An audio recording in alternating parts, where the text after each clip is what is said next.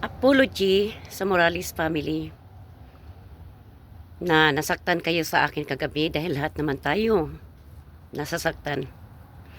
Kung hindi naman kasi lumabas yung post na yun,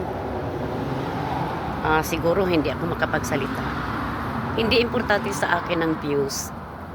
Nailabas ko lang, gusto ko na ilabas yung nasa puso ko at mga nakikita ko. At kung nasaktan man kayo, nahingi ko ng patawad sa lahat ng mga viewers, sa lahat ng mga sumuporta dito. Hayaan nyo. At never ko na pong imi-mention, no, ang inyong mga pangalan sa mga live ko. At na-realize ko naman na marami ding nasasaktan dito, hindi lang naman ako. At sana maunawaan nyo, no? Marunong tayong magpatawad. Ako mag-move on na dyan.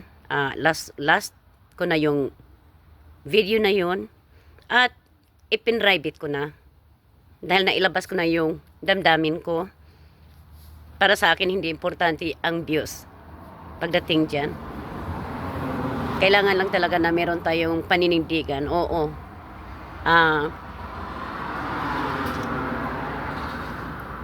Emotional ako.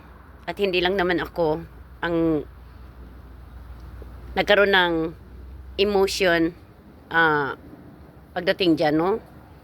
Lahat naman tayo, hindi pa tayo masyadong naka-move on sa hiwalayan.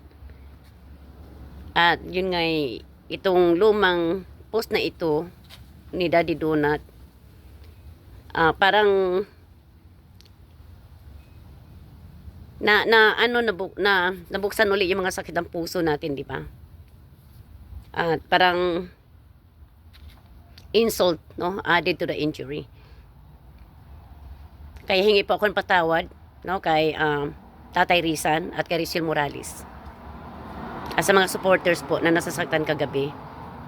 At sabi ko, naka-private ang video na yan at hindi ko na ilalabas yan. Hindi importante sa akin ang numbers, hindi importante sa akin ang views. Salamat po sa inyong lahat.